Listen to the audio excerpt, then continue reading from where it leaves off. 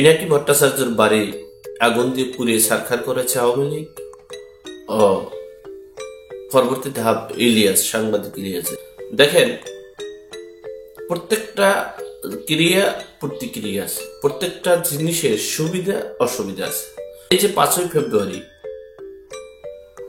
ধানমন্ডির 32 নম্বর প্লাস 100 বাড়িঘর এবং দেশের সম্পদ ধ্বংস করে দিয়েছে তার নেতৃত্বে এবং শীর্ষে ছিলেন পিনাকি ভট্টাচার্য ও সাংবাদিক ইলিয়াস। তারা ছিলেন বাইরে। এই সাংবাদিক ইলিয়াসের বাড়ি হলো বগুড়া শহরে। তিনি এই ফ্রান্সে থাকেন। তার মা বাবা বলতে কিছু নেই।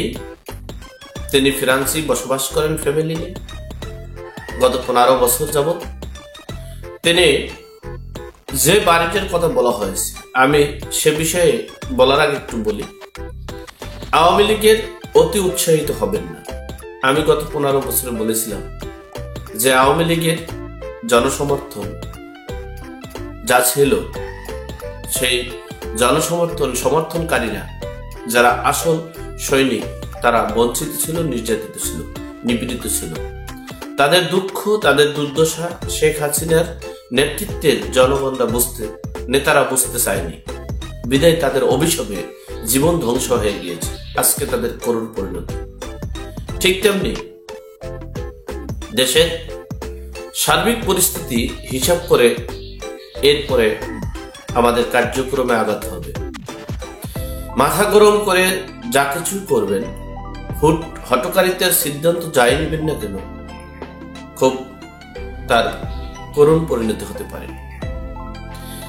গত কয়েকদিন আগে শুনেছেন যে ফেসবুক পেজে, ইউটিউবে, অনলাইনে যে শুনেছেন যে ডক্টর ইউনূস পদত্যাগ করেছে, বিদেয়ী আপনারা মাঠে নেমে গেছেন, এরপর আপনাদেরকে অ্যারেস্ট করা হয়েছে। শোনেন, সঠিক সিদ্ধান্ত আপনারা এই যে ফেসবুকের ভেরিফাইড বুঝবেন, ব্লু কালার থাকলে ভেরিফাইড আছে, আর নাহলে ভেরিফাইড নেই, না থাকলে নেই। যাই হোক, সে বিষয়টা না। আগে হচ্ছে একটা চেইন অফ কমান্ডে থাকবেন, একটা সিদ্ধান্তে থাকবেন। একটা কথা, যে প্রকাশ্যে যেগুলো চলে আসে, যেগুলো মিডিয়ায় মানুষ বলতে পারে, সেগুলো টুডে টুমোরো সময়ের ব্যবধানে হবে। এটাই স্বাভাবিক, এটাই বাস্তবতা। পিনাকি ভট্টাচার্যের আসলে বাড়ি নেই বলতেই চলে। তার বাড়িতে ঘর আছে নেই বলতেই চলে। আর সেই ঘরগুলো আপনারা একটা কথা জানবেন, আওয়ামী লীগ সরকার যখন ক্ষমতায় ছিল, আওয়ামী লীগের সকল এমপি, মন্ত্রী, নেতা, কর্মী, এমনকি সমর্থকদেরও অন্য কোনো রাজনৈতিক দলেরা আক্রমণ করতে পারেনি। ঠিক তেমনি এখন পিনাকি এবং ইলিয়াসের সরকার হচ্ছে অন্তর্বর্তীকালীন সরকার। সুতরাং সেখানে একটা পোকাও যেতে পারে না, যাওয়ার সুযোগ নেই। সেখানে অনেক প্রোটোকল দেওয়া হয়েছে, অনেক কিছু দেওয়া হয়েছে। হ্যাঁ, তবে সময়ের ব্যবধানে আপনি যদি অপকর্ম করে থাকেন, আপনি যদি রাষ্ট্রের সম্পদ ধ্বংস করে থাকেন, আপনি যদি রাষ্ট্রকে, দেশটাকে একটা তালেবানি রাষ্ট্রে রূপান্তরিত করে থাকেন, দেশটাকে একটা ধ্বংসযজ্ঞ করে থাকেন, তাহলে আপনার খেসারত আপনাকে দিতেই হবে। তবে আমি বলবো, সকলকে বলবো, যে আপনারা অতি উৎসাহিত হয়ে বেশি বাড়াবাড়ি করবেন না। সময়ের ব্যবধানে শীত যেমন চলে যেতেছে, ফাগুন যেমন আসতেছে, ঠিক তেমনি এই শীতই শীত নয়, আরো শীত আছে। ফাগুন, এই যে ফাগুন আসতেছে, এই ফাগুন নয়। ফাগুন বলতে ফাল্গুন আর কি। এই ফাল্গুন নয়, সামনে আরো ফাল্গুন আছে। যাই হোক, আমরা একটা কথাই বলবো, আমার ধারা, আপনার ধারা, কারো ধারা যেন দেশের ক্ষতি না হয়, দেশের জনগণের ক্ষতি না হয়, দেশের সম্পদ যাতে নষ্ট না হয়, সেদিকে খেয়াল রাখবেন। তবে ইলিয়াস এবং পিনাকি বাংলাদেশে আসবে এরকম একটা সিদ্ধান্ত নিয়েছে। আসলে হয়তো বা হিতে বিপরীত হওয়ার সম্ভাবনা আছে। আমি ইলিয়াস সাহেব এবং পিনাকি সাহেবকে বলবো, আপনারা যে কিংস পার্টি করছেন, সেই কিংস পার্টি হোক, কিংস পার্টি ক্ষমতায় আসুক, এরপরে আসলেই মনে হয় ভালো হবে। যাই হোক, সকলকে বলবো, সীমা লঙ্ঘনকারীকে আল্লাহ পছন্দ করেন। সীমা লঙ্ঘনকারীর যেটা মানুষের মুখে ফুটে ওঠে সেটা টুডে টুমোরো, সময়ের ব্যবধানে সে রেজাল্ট পাওয়া যায়। সহজ ভাষায় বলি, এই যে আলোটা দেখেন, এটা হলো কারেন্ট। কারেন্ট ছাড়া এই বাংলাদেশে যদি মনে করেন একটা থানায় যদি কারেন্ট না দেওয়া হয় 1 সপ্তাহ, তাহলে দেখবেন যে হরতাল, হত্যার আর মানে সরকার পতন হয়ে চলে যাবে। খালি একটা জেলায় আপনি কারেন্ট দেওয়া বন্ধ করে সরকার পতন 1 সপ্তাহ হয়ে যাবে। ঠিক তেমনি দেখেন কারেন্টে কি অনেক উপকার আছে, ঠিক তেমনি এই কারেন্টে শর্ট করে কিন্তু মানুষ মারা যায়। এই কারেন্ট শুধু যিনি তৈরি করছেন তিনিও মারা যাবেন। সুতরাং এই যে বাংলাদেশে এখন এই ডেভিল হান্ট নামে যে অভিযান যৌথ বাহিনী তৈরি করেছেন, সে যৌথ বাহিনীর সুবিধা আছে কারেন্টের মতো, কিন্তু অসুবিধাও আছে। ঠিক তেমনি বাংলাদেশের যত লোকদেরকে এই যে ডেভিল হান্ট করেছেন, হ্যাঁ, যৌথ বাহিনী দিয়ে প্রায় 1,500 লোকের অ্যারেস্ট করেছেন, পেপার পত্রিকায় আসছে। আর যেগুলো অ্যারেস্ট করেও কিছু সাদা ফাদা নিয়ে ছেড়ে দিয়েছেন, এরকমের তথ্য আমাদের কাছে চলে আসছে। যাই হোক, সর্বোপরি কথা হচ্ছে দেশে একটা বিশৃঙ্খলা। যখন ধানমন্ডি 32 নম্বর গড়িয়ে দেয়া হলো, সেটা আওয়ামী লীগের সম্পত্তি হিসেবে সরকার দেখেছে। সরকার নয়, বা সমন্বয়ক যারা, আওয়ামী লীগ বিরোধী যারা, তারা তখন আবার মনে করেনি যে বঙ্গবন্ধু সবার। এবং ধানমন্ডি 32 যদি এটি রাষ্ট্রীয় সম্পত্তি ছিল, এটাকেও শুধুমাত্র আওয়ামী লীগ বা শেখ হাসিনার ব্যক্তিগত বিষয় মনে করেছে। তার মানে শেখ হাসিনার বিরুদ্ধে যে অভিযোগটা, সেই অভিযোগটা কিন্তু আওয়ামী লীগ বিরোধীরা আবার শেখ হাসিনার দিকেই দিয়ে দিয়েছেন। মানে বঙ্গবন্ধুকে শুধুমাত্র শেখ হাসিনা করে দিয়েছেন। শুধুমাত্র যে বঙ্গবন্ধুকে শেখ হাসিনা করে দিয়েছেন তা নয়, একই সাথে মুক্তিযুদ্ধকে, বাংলাদেশ সৃষ্টির ইতিহাসকে, ৭১কে অনেকটা নিজের হাতে বঙ্গবন্ধুর সহ সবকিছু শেখ হাসিনার কাছে দিয়ে দিয়েছে। এই যে ভেঙে ফেলা হলো, আপাত দৃষ্টিতে মনে হচ্ছে যে সরকার এখানে, বা সমন্বয়ক বা পিনাকি ভট্টাচার্য, যারা অনেকটা উৎসবের মতো করে, এমন স্ট্যাটাস আপনারা দেখেছেন, 32 নম্বর বাড়ি ভাঙলো, গড়িয়ে ফেলা হলো, 3-4 দিন ধরে উৎসব চলছে।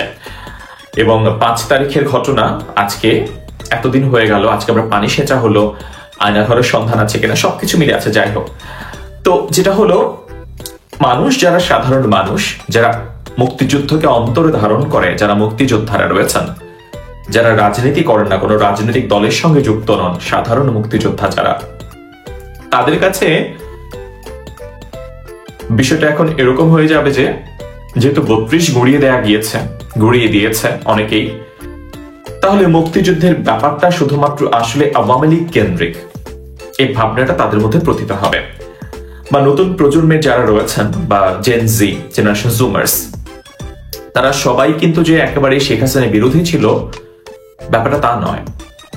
জুলাই আগস্টের গণহত্যায় তারা শেখ হাসিনার তীব্র বিরোধী ভূমিকা পালন করেছে, কিন্তু পরবর্তীতে যখন এই 6 মাসে তারা দেখতে পাচ্ছে যে রাষ্ট্র সংস্কারের যে স্বপ্ন তারা দেখেছে, দেখা যাচ্ছে যে সেই কমিশন হয়তো সুপারিশ করছে, রিপোর্ট পেশ করছে, কিন্তু সেটার তুলনায় দেখা যাচ্ছে যে যেটা খুব বেশি চাক্ষুষ, যে এখানে হামলা হচ্ছে, গুম ছিনতাই হচ্ছে, খুন হচ্ছে, কোনো কিছু কমছে না। তখন তাদের কাছে মনে হতে শুরু করলো যে শেখ হাসিনা খারাপ, সেই প্রশ্নে দ্বিমত নাই। শেখ হাসিনাকে যারা হটিয়েছেন তাদের সদিচ্ছা নেই, নতুন প্রজন্ম যারা, তাদের মধ্যে সেই প্রশ্নটা উঠতে শুরু করলো। এবং এই যে শেখ হাসিনার কাছে আবারও নতুন করে মুক্তিযুদ্ধটাকে শেখ হাসিনাকে দিয়ে দেওয়া, এটা কিন্তু 32 নম্বর যদি এরকম ভাবে ধ্বংস না করতো, ঘোষণা দিয়ে উৎসব করে, তাহলে বল কিন্তু শেখ হাসিনা করতে আসতো না। এবং আপনারা দেখবেন খুব টেকনিক্যালি শেখ হাসিনা তার ভাষণে 32 নম্বর ভবন ভাঙচুর হয়েছে, তিনি ব্যক্তিগত কোনো ক্ষোভের কথা ওরকম ভাবে বলেনি। তিনি জাতি হিসেবে একজন বাঙালি জাতি হিসেবে তিনি এরকম ভাবে তিনি বলেছেন, এটা দালান ভাঙতে পারে, ইতিহাস মোছা যায় না। তিনি চাইলে এখানে, তিনি যদি একজন ঝানু রাজনীতিবিদ না হতেন, তিনি এখানে তার ব্যক্তিগত ক্ষোভ উগড়ে দিতেন, তিনি তা করেননি। তো এই যে অনেকটা আয়োজন করে আওয়ামী লীগকে আবারও বাংলাদেশের রাজনীতির প্রাসঙ্গিক করে দেওয়ার একটা খুঁটি দিয়ে দিয়েছে। আওয়ামী লীগ বিরোধীরা। তারা ভাবেনি বা অনেকেই ভাবতে পারেননি যে ৩২ ভেঙে দিলে আওয়ামী লীগের বরং পুনর্জাগরণ ঘটবে।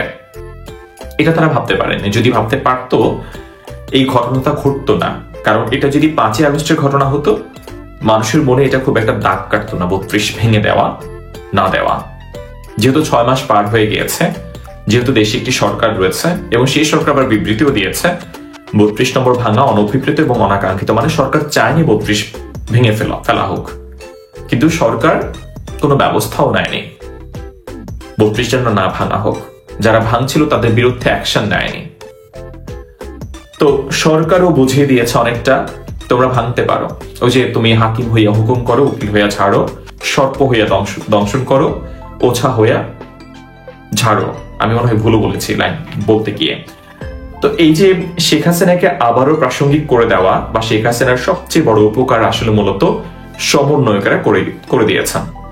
৭৫-এর আওয়ামী লীগের ফিরতে অনেক দেরি লেগেছে, ২৪-এর আওয়ামী লীগের ফিরতে খুব বেশি দেরি হবে না। বাংলাদেশ আওয়ামী লীগের পক্ষে কি আবারও নতুন করে ঘুরে দাঁড়ানো সম্ভব, নাকি সাবেক প্রধানমন্ত্রী শেখ হাসিনার পক্ষে আবারও নতুন করে বাংলাদেশে ফিরে এসে রাজনীতিতে যুক্ত হওয়া সম্ভব? শেখ হাসিনার পতনের পরে ৫ই আগস্টের পরে অনেক বড় বড় রাজনৈতিক বিশ্লেষক তারা একটা কথা বলেছেন অনেকটা একই স্বরে, সেটা হচ্ছে আওয়ামী লীগের পক্ষে আগামী ২০ বছরেও বাংলাদেশে রাজনীতিতে বা ক্ষমতার কেন্দ্রে পৌঁছানো সম্ভব হবে না, অসম্ভব ব্যাপার হবে। এবং এটি আসলে মূলত ৫ই আগস্ট শেখ হাসিনা সরকারের পতনের ঘোষণা যখন এলো বা শেখ হাসিনা বাংলাদেশ ছেড়ে ভারতে চলে গেছেন সেই খবর যখন এলো বা তিনি পদত্যাগ করেছেন, তার আগে পর্যন্ত সিনারিও অনেকটা এরকম ছিল যে শেখ হাসিনার প্রতি বাংলাদেশের মানুষের ভরসা নষ্ট হয়ে গিয়েছিল প্রায় সবার। সে কারণে শেখ হাসিনার এরকম লজ্জাজনক একটি পতন ঘটল। যিনি কয়েকদিন আগেও দম্ভ ভরে বলেছিলেন শেখ হাসিনা পালিয়ে গেছে, শেখ হাসিনা চলে গেছে, শেখ হাসিনা নাই, শেখ হাসিনা পালায় না। কিন্তু দেখেন ঠিক যখনই শেখ হাসিনা বাংলাদেশ ছেড়ে ভারতে উড়াল দিলেন, সেই খবরটি পাবলিক হলো যখন সেনাপ্রধান ওয়াকারুজ্জামান সাহেব টেলিভিশনে ঘোষণা দিলেন, তার পর মুহূর্তে দেশের মানুষ হঠাৎ করেই আবার অনেকের মধ্যে আমি দেখেছি, আমি সোশ্যাল প্ল্যাটফর্ম যেহেতু ব্যবহার করি, অনেকে দেখলাম হঠাৎ করে আবার বলা শুরু করলেন, তাদের খারাপ লাগা শুরু হয়েছে। এটা অনেক কারণ হতে পারে। নাম্বার 1 হতে পারে যারা প্রোফাইল লাল করেছিলেন, যারা বিপ্লবী ২৪-এর অনেকেই রয়েছেন ২৪-এর বিপ্লবী, এবং সোশ্যাল প্ল্যাটফর্মগুলোতে যখন আমরা জুলাই আগস্টের কথা, যখন বিশেষ করে আগস্টের বা জুলাই শেষের দিকের কথা যখন আমরা একটু আপনারা মনে করার চেষ্টা করেন, দেখবেন যে আপনারা যখন ফেসবুকে বা মেসেঞ্জারে ঢুকতেন দেখবেন যে সবার প্রোফাইল লাল, প্রায় ১০০ জনে ৯০ জনের প্রোফাইল লাল ছিল। তারা সবাই জুলাই আগস্টে ছাত্র জনতার আন্দোলনকে সমর্থন জানিয়েছিল। কিন্তু যখনই শেখ হাসিনা চলে গেল তখনই হঠাৎ করে অনেকেই বলতে শুরু করলেন তাদের মন খারাপ লাগছে। এটা হতে পারে অনেক কারণে। একটা কারণ হতে পারে যে শেখ হাসিনাকে অনেকে অনেক অপছন্দ করেন, কিন্তু যেহেতু ১৫-১৬ বছর ধরে এক নাগারে তাকে দেখে গেছেন, সেই মানুষটা নাই হয়ে গেছে হঠাৎ করেই, তো একটুখানি খারাপ লাগা এটা যে কোনো মানবিক মানুষের হতে পারে। আমি একেবারে প্রতিপক্ষ যারা তাদের কথা বলছি না, যারা নিরপেক্ষ তাদের কথা বলছি, তাদের এরকম মনে হতে পারে। ঠিক এরকম মনে হয়েছে অনেকে। আবার যখন দেখলাম যে যখন গণভবন, তারপরে হচ্ছে সংসদ ভবন, ধানমন্ডি ৩২, বিভিন্ন জায়গায় ধরেন ভাঙচুর, লুটপাট এগুলো হলো, তখন অনেকের মন খারাপ হওয়া শুরু হলো। কারণ অনেকেই যারা বিপ্লব সমর্থন করেছেন তারা আবার অনেকেই এটা ভাবেননি যে এভাবে গণভবন লুটপাট করা যায়। গণভবনে সবকিছু এরকম, অনেকেই আছেন যারা কোনো কিছু না পেয়ে মাটি নিয়ে চলে গেছেন, গাছের পাতা ছেড়ে চলে গেছেন, নিয়ে গেছেন। তখন আবার অনেকের মন খারাপ করা শুরু হলো যারা সফট আওয়ামী লীগের প্রতি যারা সফট কর্নার দেখাতেন আগে, তারা মনে করলেন যে তারা ঠিক করেনি, ভুল করেছেন। তো তারপরে কিন্তু শেখ হাসিনার ফিরে আসাটা অসম্ভব, কিন্তু সম্ভবটা কখন শুরু হলো বা আওয়ামী লীগের খুব দ্রুততম সময়ে বাংলাদেশে আবার কিভাবে সম্ভব হবে, এই ঘটনাটা ঘটে গেছে 5ই ফেব্রুয়ারি। 6 মাস পার হয়ে গেল শেখ হাসিনা সরকারের পতনের, এবং 5ই ফেব্রুয়ারি যে ঘটনা ঘটলো সেই ঘটনা কিন্তু আওয়ামী লীগকে আবারও নতুন করে রাজনীতিতে ফিরে আসার একটা রসদ জুগিয়ে দিল। এবং সেই রসদ আওয়ামী লীগের বিরোধী সবাই একেবারে অনেকটাই খুশি মনে আওয়ামী লীগের হাতে তুলে দিল। সেটা কি হতে পারে? সেটা হচ্ছে ধানমন্ডির 32 নম্বর ভবনটি গড়িয়ে দেয়া। এটাতে দুইটা বিষয় খুব স্পষ্টভাবে প্রমাণিত হয়ে গেছে। একটা বিষয় স্পষ্ট, সেটা হচ্ছে যে অনেকেই বলার চেষ্টা করতেন যে শেখ হাসিনা আওয়ামী লীগকে শুধুমাত্র নিজের সম্পত্তি করে রেখেছিলেন, আওয়ামী লীগ নয়, দুঃখিত, মুক্তিযুদ্ধকে বা বঙ্গবন্ধুকে। অনেকে এটা বলতেন শেখ হাসিনার সমালোচনার ক্ষেত্রে এটা অনেক বড় সমালোচনা।